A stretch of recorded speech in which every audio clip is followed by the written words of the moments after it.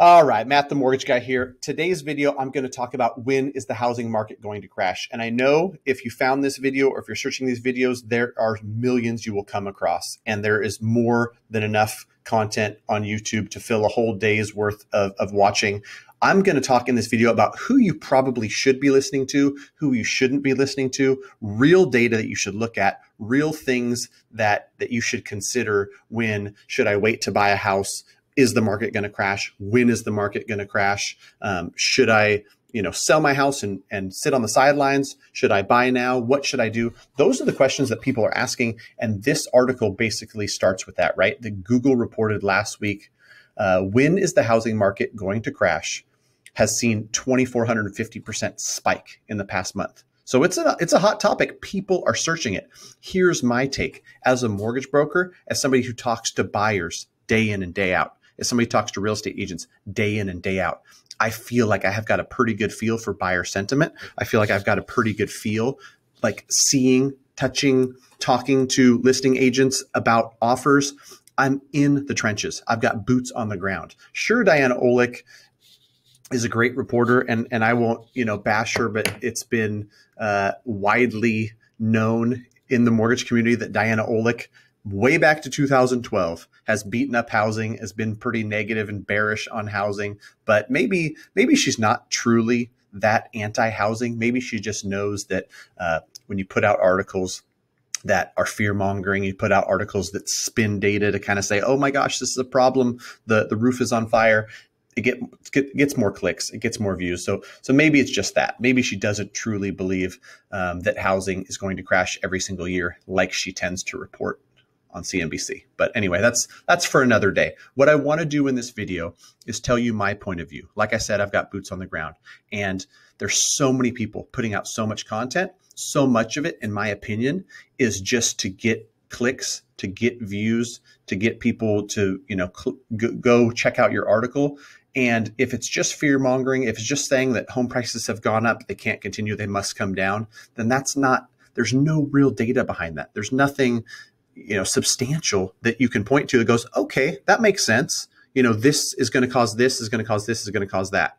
Because I can tell you, and I've said this in prior videos, that half of the videos that came out over the last 3 months that talked about market crash said forbearance leads to foreclosure, foreclosure leads to a flood of supply, and then this flood of supply is going to cause market crash. We saw last week, and I'll go back to this article from the CFPB, they are not going to let people foreclose. There's going to be avoidable foreclosure, and they are going to force servicers to work with people who are in forbearance. There's only 2.5 million of them left. And as they're coming out, they've shown, it's not me guessing or me being optimistic. They have shown that they're paying, they're selling their house. They're entering into an agreement. And so they're not having problems. These things aren't turning into foreclosures, but still, in case the people that are left in forbearance are having trouble, the CFPB is going to tell servicers. I don't think this was the article that went into like putting them in 40-year mortgages, but there's a different article that talked about the different options people are going to have exiting forbearance. They're going to, one, tell servicers like you can't foreclose until May of 22 or even later, but they're going to put a lot of pressure and stuff in place to where you've got to prevent this wave of foreclosures with avoidable, whatever means necessary for the most part. So just real quick, I just want to highlight my friend Diana Olick. She's been writing for CNBC for forever. When you see articles that come out and they talk about, some of these crazy, I get it, right? Some of these things are, these stats are crazy. Prices have gone up 26% in Boise, Idaho, and 20% in Washington, 20% in Utah, and 18% in Phoenix, Arizona. This can't continue forever. But if we go from these huge appreciation numbers to 5% to 3%, it's still home price appreciation. Prices are still going up. And I'm telling you that if you look at the data and you look at housing supply, it has been since 2012 on a downward trend. And as there's less supply, even if we had less demand, prices will go up. And that to me is the biggest telltale sign of it's going to take a humongous event, something that we don't anticipate or don't see that's going to impact the housing market to get that to change. Because right now, the supply problem is at an all-time high, and that's why home prices have accelerated how they have. And the little fuel on the fire that's making 2020 and 2021, housing supply is going down, right? And so slowly but surely prices are going up since 2012. We all know that. It's been 10 years of home price appreciation. The supply going down, prices going up, we've seen, and then it has this sharp uptick. That's rates. March, April 2020, rates went down 1%, and that was fuel to the fire. We know that, right? So even if we cool down the fire by bringing down interest, by rates going up, which probably happens end of 2021 into 2022, Jerome Powell, even though he said no chance, he went on 60 Minutes on Sunday, and now all of a sudden it's like, well, highly unlikely that we tick rates up before the end of the year. And Fed funds rate, not mortgage interest rates, but not related, yes related. I won't get into that. I just wanted to highlight this because it's kind of funny. If you go back to 2012, we were talking about it in June of 2012. New housing crisis, not enough to buy. There wasn't enough homes on the market. And check this out, 2.49 million was not enough back then. Wait until you see today's numbers. So prices are going up because there's not enough inventory. And then we've got housing bubble fears back in 2016. Same type of thing. We didn't have enough supply, and home prices were going up. And this is people buying insurance against a housing bubble. Imagine if you were a big enough sucker to buy down payment insurance back in 2016. And then since then, your house has gone up 50%. Anybody who sold this type of, sucker bet product made out well, right? You're buying down payment insurance. What a racket.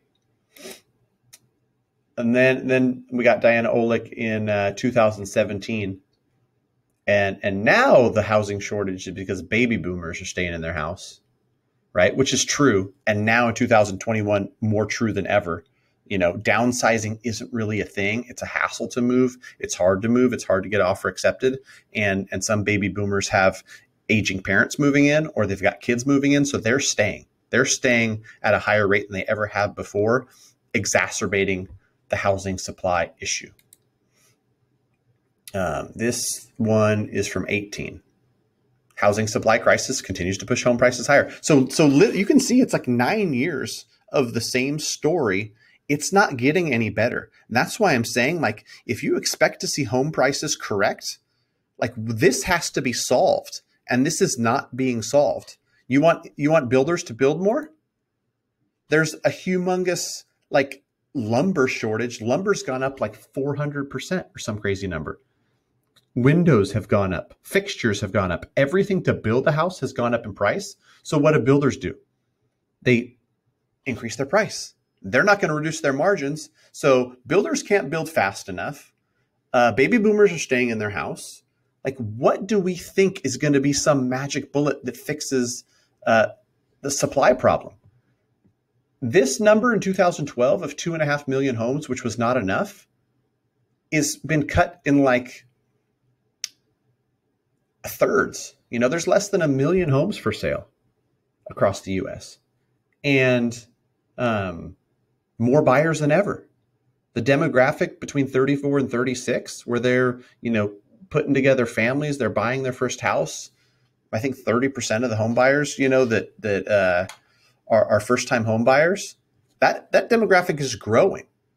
So demand is going up and supply is steadily going down over time. I don't have a graph to pull up for you, but I looked at it in an earlier call I was on, and it's pretty steady.